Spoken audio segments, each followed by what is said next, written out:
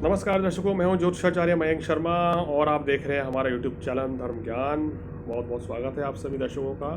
और आज हम चर्चा कर रहे हैं गुरु के वक्री होने से श्री मोदी जी यानी भारत के प्रधानमंत्री नरेंद्र मोदी जी की कुंडली पर क्या प्रभाव पड़ने वाला है। देखिए, उनकी कुंडली में भी जो है गुरु वक्री स्थिति में है, और जब गुरु वक्री होंगे तो कितना साहस वो मोदी जी को दे देंगे। गुरु जो है धन का कारक माना गया है, बुद्धि का कारक माना गया है, ज्ञान का कारक माना गया है, समझदारी से लिए गए फैसलों का कारक भी गुरु माना गया है। हालात कैसे रहेंगे इसको बेहतर बनाने के लिए गुरु की स्थिति का बहुत शुभ होना ज़रूरी है।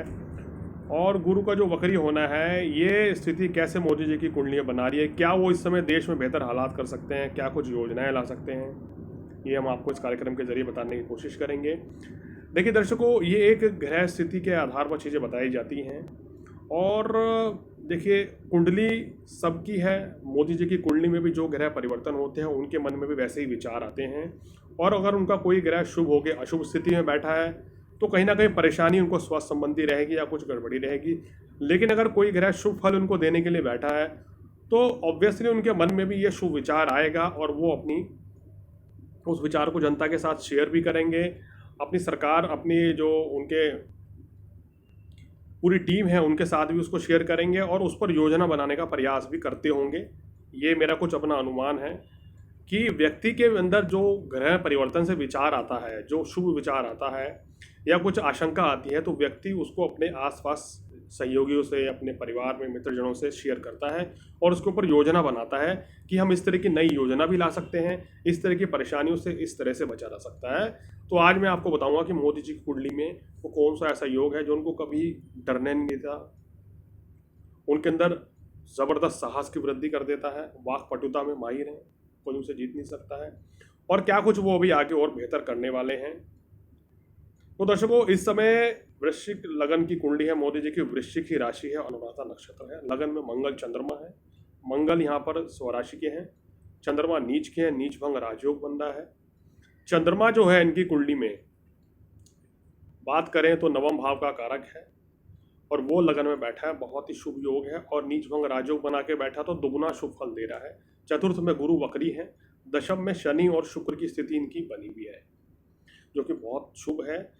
दर्शकों, दशम भाव में शनि और शुक्र होता है तो देश का जो राजा होता है, यानी कि अगर ऐसा व्यक्ति देश का राजा बन जाए या प्रदेश का अध्यक्ष बन जाए या किसी कंपनी का मालिक बन जाए तो वो हमेशा जनता की भलाई में ही लगा रहता है, क्योंकि शनि बैठ गए हैं दशम भाव में। और शनि कह देते हैं कि शनि दशम में आ गए तो जनता का तो भला ऐसा व्यक्ति जिंदगी भर करेगा। वो निस्वार्थ भाव से अपने लिए कुछ नहीं करेगा, लेकिन देश की जनता के लिए तन मन धन से पूरी तरह समर्पित रहेगा और देश की भलाई के लिए हमेशा जुटा रहेगा। तो आप उठा के अपनी कुंडली देख लीजिए, कोई भी व्यक्ति दशम भाव में अगर शनि आ गए तो दूसरों की आप सेवा करते हैं, पड़ोसियों की, रिश्तेदारों की, अपने परिवारजनों की, अपने समाज की सेवा करेंगे। ऐसे व्यक्ति के अंदर ये भाव आते हैं। जरूरी नहीं कि आपका राजनीति में होना जरूरी है, जरूरी नहीं है कि आपका उच्च पद पर होना जरूरी है, लेकिन दशम शनि जो है वो आपको देश जनता के लिए बहुत कुछ कराता है, क्योंकि शनि दशम भाव के कारक है।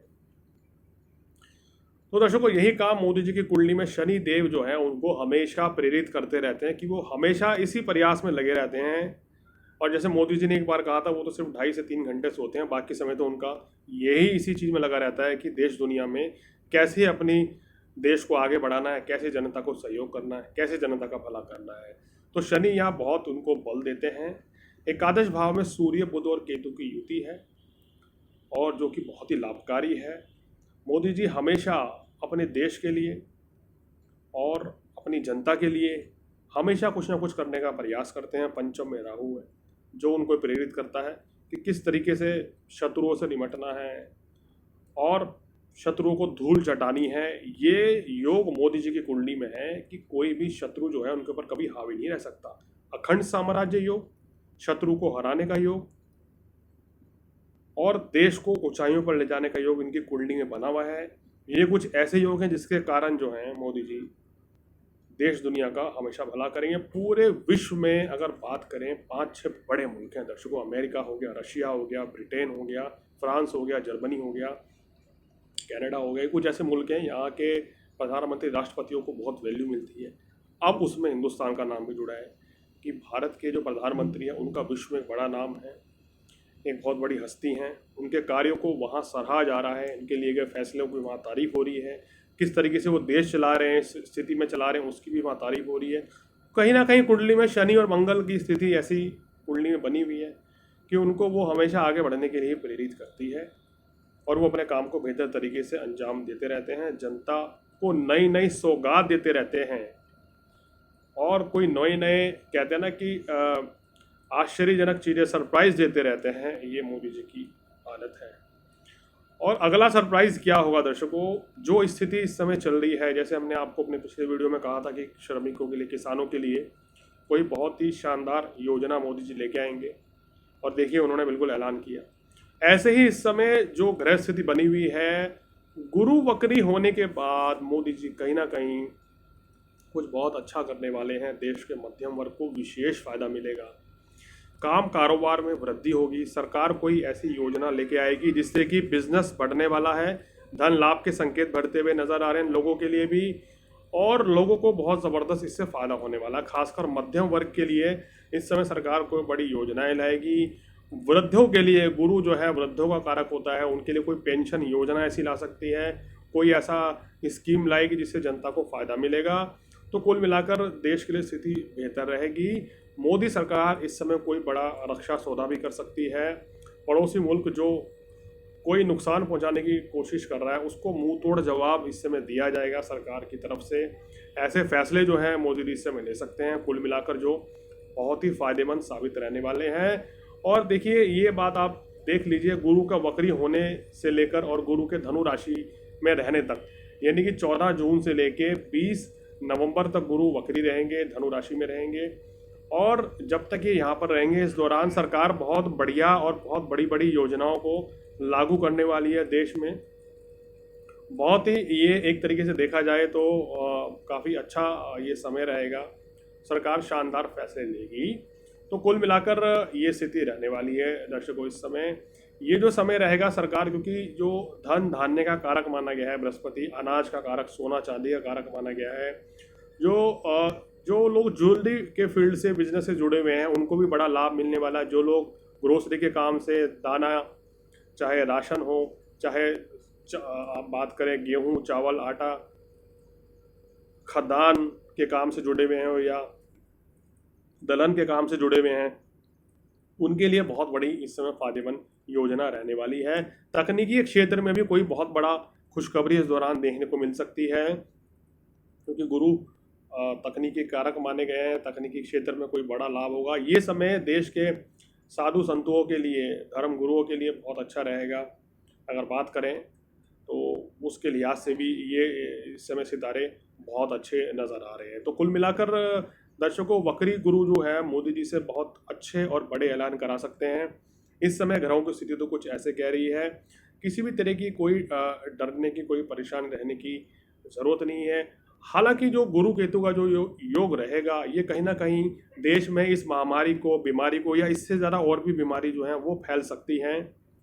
और जैसे टाइफाइड, मलेरिया इस समय ज़्यादा रहेगा, क्योंकि गर्मी कम पड़ने वाली है, बरसातें ज़्यादा रहेंगी। पेट संबंधी रोग भी इस समय ज़्यादा परेशान करेंगे। कफ, कोल्ड, फ्लू भी बहुत ज़्यादा इस वर्ष रहने वाला है। तो सभी को सावधानी बरतनी चाहिए। सरकार इसकी तरफ से भी समय रहते जो है कोई बहुत बड़ा जनता को ये भी मेडिकल से संबंधित भी फ़ायदा इस समय देगी, इससे जनता को किसी तरह की कोई परेशानी ना हो। तो दर्शकों, मोदी जी कुंडली में वक्री गुरु जो है बहुत बड़ा खेल खेलने वाला है, बहुत शुभ परिणाम आने वाले हैं, ये कुछ उनकी ग्रह स्थिति कह रही है। तो दर्शकों, हमने आपको जानकारी दी कि वक्री गुरु मोदी जी कुंडली में क्या बड़ा खेल करने वाला है, क्या कुछ सरकार से काम करवाने वाला है, क्या स्थिति रहने वाली है। अगर आपकी भी कोई ज्योतिष संबंधी कोई जानकारी हो, कोई लेना चाहते हैं किसी चीज़ के ऊपर, तो आप हमें फ़ोन करके संपर्क कर सकते हैं दर्शकों। और सबसे इम्पोर्टेंट चीज़ ये है कि हम कोशिश कर रहे हैं कि अपनी तरफ से कि आपको ज्योतिष, वास्तु से संबंधित जानकारियाँ समय समय पर प्रोवाइड कराते रहें। और जो भी आप ज्ञानवर्धक जानकारी लेना चाहते हैं या किसी भी विषय के बारे में, चाहे न्यूमरोलॉजी के बारे में, चाहे पामिस्ट्री के बारे में अगर कुछ जानकारी लेना चाहते हैं तो हमसे ज़रूर संपर्क करें दर्शकों। और आपको हम भी अपनी तरफ से, हमारा प्रयास ये रहेगा कि समय समय पर ऐसी जो सटीक जानकारियां हैं जो अभी तक आपने शायद ना सुनी हो पहले, उसके बारे में भी आपको जानकारी देते रहें, ऐसा मेरा प्रयास रहने वाला है दर्शकों। तो दर्शकों, आज इस कार्यक्रम में फ़िलहाल इतना ही। मुझे दीजिए इजाज़त, और आने वाले अगले एपिसोड में मैं कुछ और जानकारी के साथ, कुछ और सटीक विश्लेषण के साथ आपके सामने हाजिर होऊंगा। ग्रहों के राशि परिवर्तन की जानकारी लेके भी आपके सामने आऊँगा, मासिक राशिफल भी बताऊँगा, और साथ साथ जैसे कि 21 जून को सूर्य ग्रहण उस दिन पड़ने वाला है, और ये एक बड़ा सूर्य ग्रहण होगा, पूर्ण सूर्य ग्रहण होगा। इस दौरान दर्शकों, क्या कुछ ग्रहों की स्थिति रहने वाली है, क्या कुछ परिस्थितियां बनेंगी देश दुनिया में, क्या हालात बनेंगे 21 जून के बाद से, तो उसकी जानकारी भी मैं आपको देने वाला हूँ। उस समय क्या कुछ आपकी राशि पर असर पड़ेगा। ग्रहण से किसी भी तरह की बात को डरने की ज़रूरत नहीं है, एक सामान्य घटना है, लेकिन ग्रहण का असर हमारे ऊपर ज़रूर पड़ता है, मन मस्तिष्क पर इंसान के ज़रूर पड़ता है। ग्रहण चाहे किसी भी देश में दिखे या ना दिखे, लेकिन सूर्य राहु चंद्रमा केतु का योग जो बनता है, जब भी ग्रहण लग गया दर्शकों, चाहे वो देश में दिखे या ना दिखे, ज्योतिषीय घटना के नज़रिए से वो बहुत इंपॉर्टेंट हो जाता है। आपके ऊपर उसका सकारात्मक या नकारात्मक प्रभाव ज़रूर पड़ता है। क्या क्या सावधानियां भी रखनी होंगी, ये भी आपको बता देंगे। और किसी तरह की कोई डर, कोई चिंता, घबराहट आपको रखने की ज़रूरत नहीं है। ग्रहण से डरने की ज़रूरत नहीं है, प्रिकॉशन लेने की ज़रूरत है, कुछ उपाय करने की ज़रूरत है। तो आपको उस ग्रहण के उपाय करके अशुभ परिणामों से मुक्ति मिल जाती है। तो दर्शकों, आज फिलहाल इतना ही। मुझे दीजिए इजाज़त। नमस्कार।